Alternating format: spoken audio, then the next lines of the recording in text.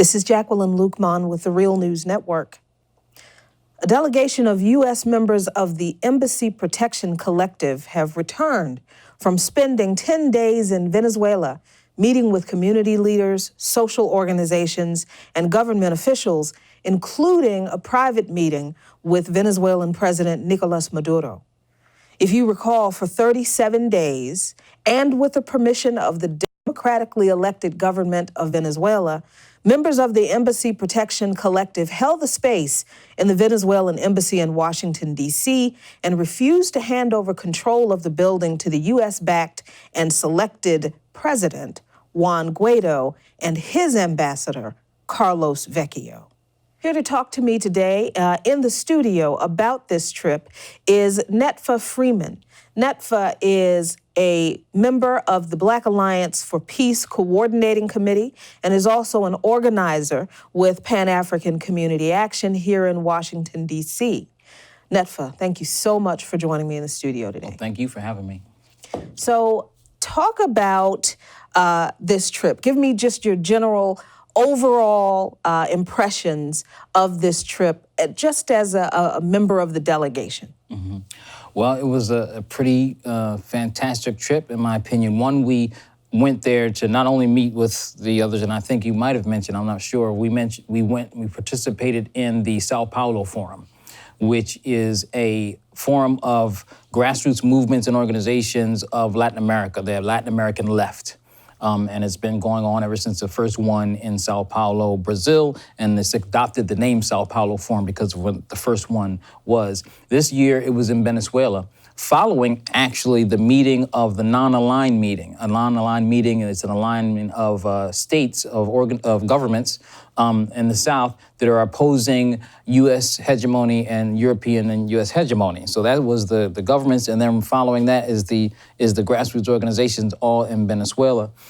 We also met with a number, like you said, a number of grassroots movements or people's organizations or people's projects. We say people-centered projects that Venezuela has in supporting, where people are organizing communes, people's communes on the ground to deal with their regular everyday life and their human needs, basic human needs, childcare, healthcare, those kind of things. So we even visited places that constructed their own apartments and then created like bakeries and healthcare centers and childcares in there and are working together to maintain the facilities and everything, or the commune for themselves. We met with the human rights envoy to the United Nations of Larry DeVoe of Venezuela, the Venezuelan human rights envoy, and he talked about the whole issue of human rights and how it's skewed and what really issues they're dealing with. And so it's a number of things that we did. And then, of course, like you said, we had the private meeting with President Nicolas Maduro. Also, one of the things we did was we participated in the Sao Paulo Forum. We participated in a session of afro-descendants in the Sao Paulo Forum, which came up with a number of declarations or resolutions that were their contribution to the Sao Paulo Forum. I want to start, I think, with your meeting with the human rights representative and his perspective on the U.S. narrative on quote-unquote human rights abuses that officials in this country are frequently accusing the Maduro government and the government before him of committing against the people of Venezuela. What were his comments about that, and what are your perspectives on that? It was very refreshing to get that take, and I think largely his comments and also our criticisms of the U.S. Imperialist media, there's a lot of stuff that's left out. Some of the things, well, they leave out the opposition's atrocities against people, like particularly people of African descent, burning a young man alive in the streets, or anybody who's suspected of being a Chavista, they would commit all kinds of murders. Now, some of the things that the U.S. is always accuses countries of is the police, coming down, the agents of the state coming down on the opposition and beating them and doing certain things. Now, he was careful to make sure we didn't say that didn't happen, but what is also missing from the imperialist narrative is that they've prosecuted police for these things, and people have been up against trials, and one person was even jailed, a police officer. So it's not like they're not aware of it. These things are not things that are sanctioned by the government. These are people, things get out of hand, or maybe somebody else is just taking upon themselves to do things, and they're not denying those things, but it's not what you hear in the media. And then how the sanctions are a violation of the human rights, how they've affected food and medicines and those kind of things, and how the media pretends that those aren't the things that are affected by it. So I'm glad you raised the issue of sanctions, because recently there was another round of sanctions imposed on Venezuela by this administration. And apparently a report was released that a Venezuelan official had personal sanctions issued against him after meeting with someone in this administration. And of course, we just heard about the shipment of food that was intercepted and denied to be delivered to Venezuela because of the sanctions from this administration. Why is it that people in this country do not equate those kinds of sanctions and food blockades and medicine blockades, which is, this administration claims it does not stop medicine from entering into these countries, but we have seen that that's not true. Why do people in this country not equate those actions with violations of the human rights of the people of Venezuela? I would say, and one is largely because of the low level of political understanding and the culpability of the media in that understanding. And so they don't talk about the effects of sanctions. They often spin sanctions, the media often spins sanctions as targeted sanctions or, targeting individuals, those kind of things. And they don't deal with the impact that it has on countries. I mean, we saw it in Iraq when Madeleine Albright was even smug about how many sanctions, how many people in Iraq the U.S. killed, how many children. And so, but normally, the people just don't pay attention to the details of politics. And the media doesn't help people understand things like that. And so they spend a lot of time demonizing an individual, and it's also about individuals. And they also make it all about individuals, and they're not showing the mass demonstrations that are against the imperialism and against the U.S. aggression. We don't hear from people on the ground, unless they can pick some person and just even sometimes taking their comments out of context. So things like sanctions and reports like the Center for Economic Policy Research came out with a report is so that since 2017, over 40,000 people died as a result of the sanctions in Venezuela, as a result of the sanctions the United States has imposed. And this happens all the time. So also the sanctions always accompany, and this is another part that shows that a lot of times the corporate media operates, as I say, as the fourth branch of the government, is that they're always accompanied by propaganda and by also the using of usually the white, rich, privileged class as proxies on the ground. They'll either interview them or, like in the case of Juan Guaido and his cohort, be positioning them to be able to take over when these are not people that really represent the interests of the masses of people in a country, but they're presented as doing so. So people never see, the regular black and brown Venezuelans on the ground and the protests that they have and hear what they explain about their country and their process of democracy. We never hear about how are the votes, how is voting taking place? What kind of mass assemblies? Do they have mass assemblies where people talk? Because this is really what happens in Venezuela in a lot of places. But we don't even, they don't have it here. There's no mass assemblies talking about things that are binding and the government officials and whatnot have to implement. So that's not even something people can understand or wrap their minds around normally. And then also how the voting process happens is often very convoluted and complex in this country. And then in other countries, they just don't even cover it. It's just they will always throw, as a result of following the results of an election, those are in question. People question those elections and the results aren't. And then Maduro is not legitimate because there was something, and they don't even explain what. They don't go into details, and that's all people got to hear. So you just raised the issue of people in this country not seeing the black and brown, mostly black and brown working class citizens in Venezuela who are basically living out a democracy that we don't even have here in this country in regard to elections. Going back to why you were there as a member of the Embassy Protection Collective. There was a specific dynamic that we saw outside of the embassy during that 37 days that was raised pretty immediately, I think after 2 or 3 days when the counter-protesters finally began to show up. And we noticed that the makeup of the counter-protesters was pretty specific. And then it was raised, the point that you just made, that the counter-protesters outside of the embassy in Venezuela don't actually represent the body of the population in Venezuela, and certainly doesn't represent the political backbone of the people of Venezuela who are Chavistas and who are defending their electoral process and their right to determination. Let me ask, did President Maduro speak to those issues about representation, how his country's people, how the people of Venezuela are represented in this country, and what that means for how Venezuela is seen and how he's seen? Mm-hmm. Yeah, he did speak to that. We did have a meeting with President Nicolas Maduro. There was just the Embassy Protection Collective. Myself and Vanessa Beck were there, also part of the collective representing the Black Alliance for Peace. And so our particular mission was to advance our principle of building a people-centered human rights project against imperialism, war, and repression.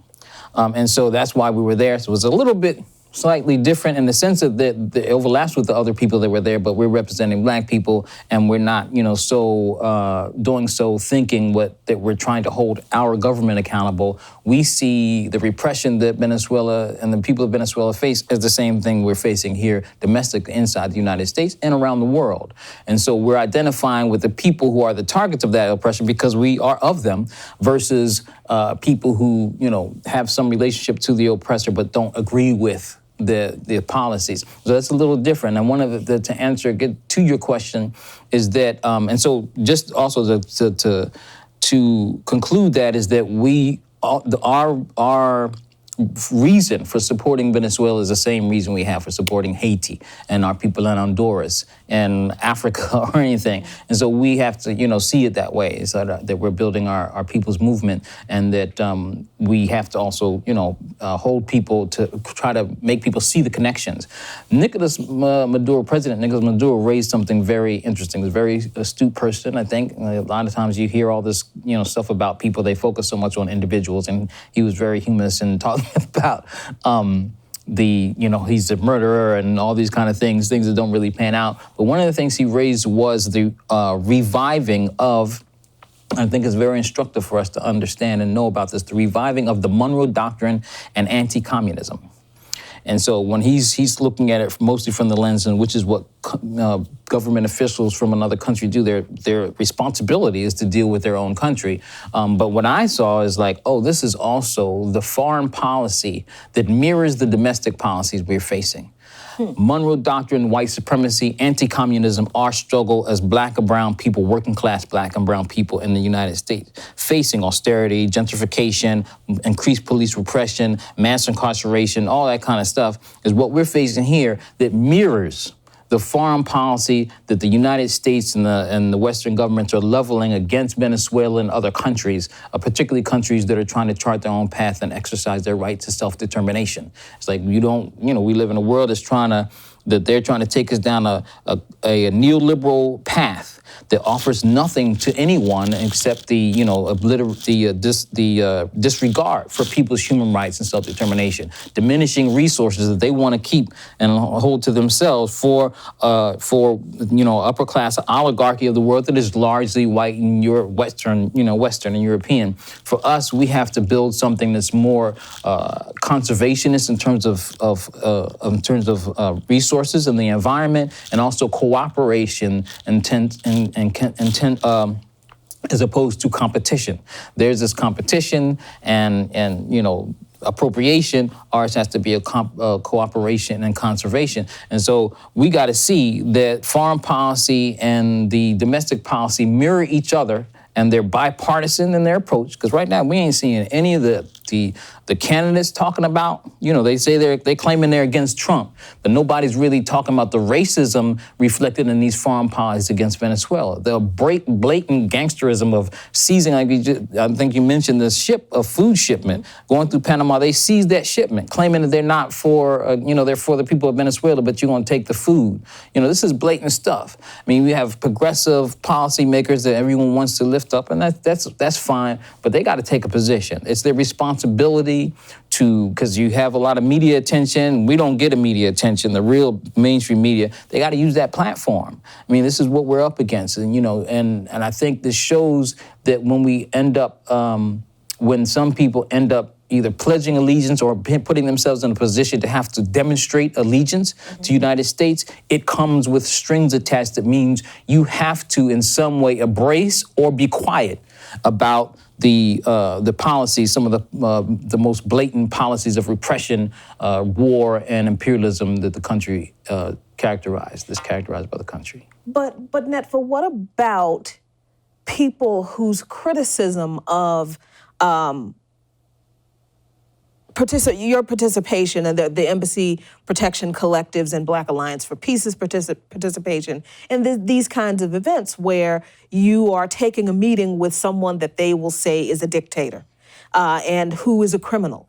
And they use that to say, you met with a dictator and a criminal, so that invalidates anything else you have to say about criticism of the United States.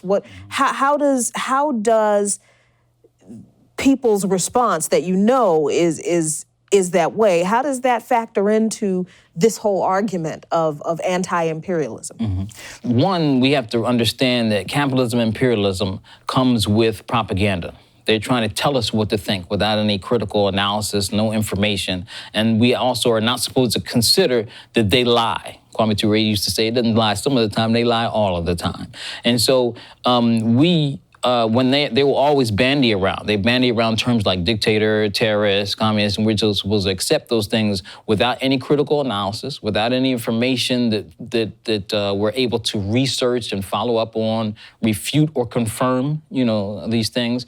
And so I'm not gonna, but there are things that we do know that should inform our understanding so that we're not fooled or duped by or hoodwinked by what they say. So you're not gonna come and tell me I'm supposed to believe that Nicolas Maduro is a dictator, but yet domestically you know and don't do anything about the propaganda that says our movements are influenced by the Russians. And that's what's out there in the media right now. They're saying we're influenced by Russian propaganda. We don't have sense enough to understand. So that's what's motivating our fight for self-determination and liberation against police and those kind of things, or that we're Black identity extremists, we're, fostering. These are things that are meant to undermine our movement, not bring truth. There used to be a time when we would know, and people like Malcolm X warned us that we have to think for ourselves. They will tell us that we should be going west. If we listen to them, we'll be going west when we should be going east. We'll be going right when we should be going left, those kind of things. And so we have to be able to see through that. And there's another question at stake there that you mentioned. Yes, we sat and we met with Nicolas Maduro. One, the people of Venezuela, when we should be able to go and find out things for ourselves. That was part of the mission. The people of Venezuela were so grateful. Not just Nicolas Maduro, people are so grateful for us standing in the embassy and protecting the embassy everywhere we went. And so sitting with Nicolas Maduro and anyone else in Venezuela is to hear for ourselves what they have to say, to be able to sit side, and scrutinize for ourselves, not to be told what it is about them. So that also goes along, is related to the principle of the right of self-determination. The right of self-determination, national self-determination means Venezuela has that right, and we got to respect that right. We can't be, aiding and abetting the imperialist narrative that says he's just a dictator and that's why they're going on. They don't care about human rights. I mean, there's nothing about what they do that cares about human rights when you support like Saudi Arabia that doesn't even have elections and is a monarchy, or you bomb innocent children in Yemen and in Syria and those kind of things, and you prop up dictators and depose democratically elected people in Honduras, in Haiti. Explain why the Sao Paulo conference is so important, not just to the representation and the voices of Afro-Venezuelan, Afro-Latino people, Afro-Caribbean people, but also to Black people in the United States. Mm-hmm. So this was and I thought it was really important that they both came on the heels of one. The Sao Paulo came on the heels of the non-aligned movement too. But the Sao Paulo Forum is a chance for us to connect with people, grassroots movements in Latin America of the left, and find out what common interests do we have? How can we cooperate with each other, across international lines? And it wasn't just the Sao Paulo Forum. I don't know if you were saying this, but just to be clear, that it wasn't just about Afro-Latino. That was a component of the broader forum. I see. And so there was the Afro-Latino, forum. There were different sessions, one for women, youth, all kind of things, and everyone contributed to the larger forum's declarations against imperialism. And this is the kind of thing also, it's very seldomly that people from the United States, and we have to really be organized here, that we actually connect with movements and formations and congregations like that, gatherings like that. We have to be part of that. Often it makes it, it's a little bit unique here because we're actually in the belly of the beast. We are living in a country that is the citadel of the capitalism and imperialism in the world. And sometimes people come, when you come there, and they look at you sideways like why are they here? That kind of thing. So we have to be able to show up and show we are in it, but we're not of it. We look at Black people in particular, and we're not just talking about Black people, but us in particular, we're a domestic colony in this United States. So if we would look at things from a political science point of view, everything that characterizes colonization, we face. It's not about the geographic, the distance between the colonized and the metropole. It's about the conditions of power and exploitation. And we face that here. Sometimes people don't understand that. They get all kind of other propaganda. We don't have a voice, and we don't have media that allows us to articulate what we're up against. So we have to go to places sometimes and spread whatever means of media we do have, but also to explain that we're also facing repression. As one of the things with the afro-descendants, and one of the things I brought up, and they know, some people, they know stuff, but I brought up there that the declarations might need to say something explicit about African people in the United States. And they embraced it, but it just didn't occur to them right away. And they also rightly so criticized me because I was out of the room when it was time to raise that issue. So I'm glad you brought that point up, the connection between this forum on Afro-descendant people in Venezuela at the Sao Paulo conference and the colonized condition of African Americans, and making this connection there and bringing that connection here, because I want to end on this. Why is this development important that happened at the Sao Paulo conference at the Forum on Afro-Descendants in this conversation that we're having in this moment with the ADOS movement and their view, a very dim and dismissive view of Pan-Africanism in particular?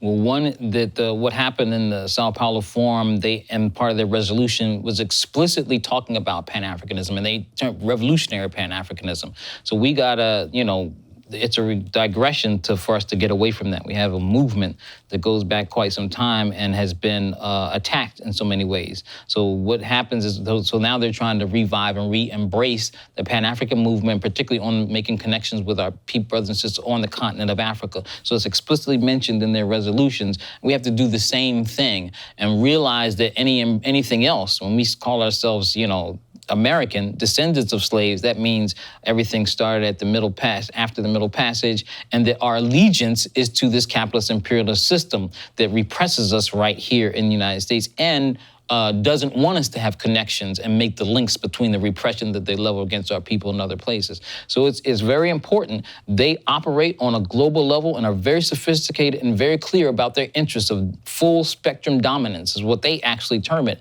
And so we have to be just as clear and just as sophisticated and struggle to win. Thank you so much, Netfa, for joining me in the studio today and bringing this incredible knowledge with us. Thank you.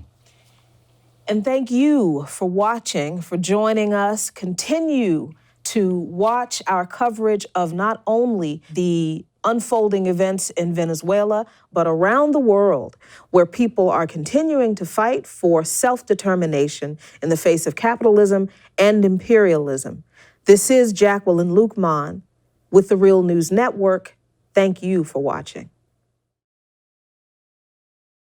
Hey everyone, my name is Arooj Sheikh and I'm the Development Campaign Manager at the Real News Network.